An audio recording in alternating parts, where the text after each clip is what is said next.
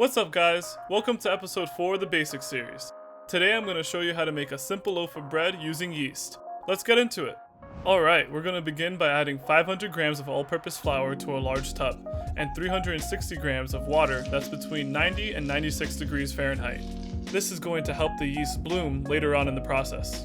Now using your hand, we're going to mix the flour and water together until they just incorporate. This is called autolyzing the bread, where we mix the flour and water together before incorporating the salt and yeast so that the flour has a chance to hydrate.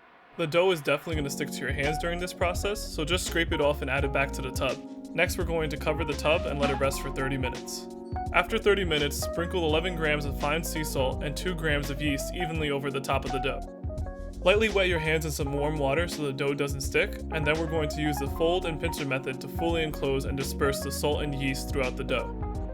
I'm gently pulling a corner of the dough and stretching it up and over itself. I'll do this until all the salt and yeast is enclosed, and then I'm going to re-wet my hands, and then I'm going to make a C with my hands and pinch the dough in order to cut it, incorporating the salt and yeast in the process. Think of this part like clamping the dough with a hair clip, but instead you're using your hand. Don't be scared to really get in there and clamp down on the dough, or else it won't be as easy to separate. After you've cut the dough into 4 pieces, we're going to move on to the next step. Now we're going to take those pinched pieces of dough and we're going to fold them over each other, kind of like how we did when we were autolyzing the bread. I like to repeat this process 3 times or until the salt and yeast are incorporated and the dough has some tension. Once everything's incorporated, we're going to let it rest for 10 minutes. Once 10 minutes have passed, we're going to start the folding process in order to develop the dough structure.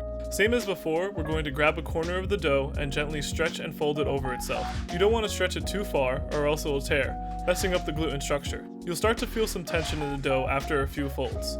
That's the gluten developing and is what gives the bread its structure. Fold the dough until it tightens up and then cover and let it rest for 10 minutes. After 10 minutes, we're going to do another fold using the same technique as before.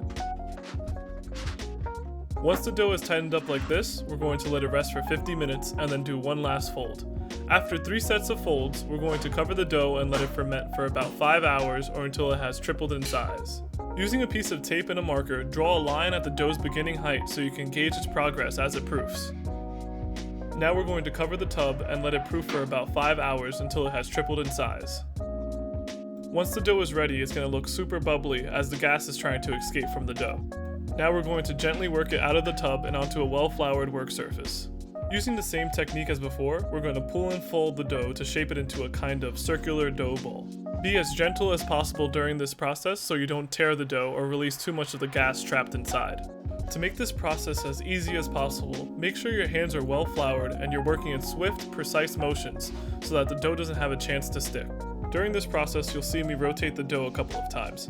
This is just to make sure the dough doesn't stick to the bottom. It'll take some time, but this is about the shape that we're shooting for. Next, we're going to grab a proofing basket and lightly dust it with flour, and then carefully place the dough inside. So I kind of messed up. You want the natural seams created by the folds we just made facing down, so when we flip the basket over, the seams will be facing up. Here I realized my dough was facing the wrong way, so I flipped it over really quick. You guys didn't see anything. Lastly, we're going to cover it with a cloth and let it proof for about an hour or until it has doubled in size. Here I'm crumpling up a piece of parchment and then fitting it into a Dutch oven to create a sort of liner that will help us take the bread out once it's done baking. Now we're going to take the parchment liner out and then save it for later. Then we're going to put a lid on the Dutch oven and preheat it in an oven set to 475 Fahrenheit or 245 Celsius for 45 minutes. Basically, we're making an oven within an oven so that we have more control over what happens to the bread. After an hour, this is what our dough looks like. It should have doubled in size and now it's ready to be baked. And then we're going to carefully place the parchment liner we made earlier into the preheated Dutch oven. Using a little bit of finesse, flip the dough out of the basket and then place it into the Dutch oven. The natural seams from the folds we did earlier will give the bread a nice rustic look once it's baked. Then we're going to cover it with a lid and bake at 475 degrees Fahrenheit or 235 degrees Celsius on the middle rack for 30 minutes.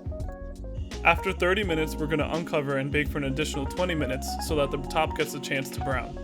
Once the bread is ready, use the parchment liner to lift the loaf out of the Dutch oven. At this point, the bread is extremely hot and still crackling, so I recommend to let it cool for at least 20 minutes on a wire rack before you get to slicing.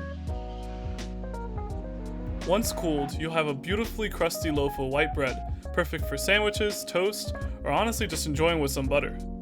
The crust alone makes me want to make this bread every week, but it is a fair amount of work.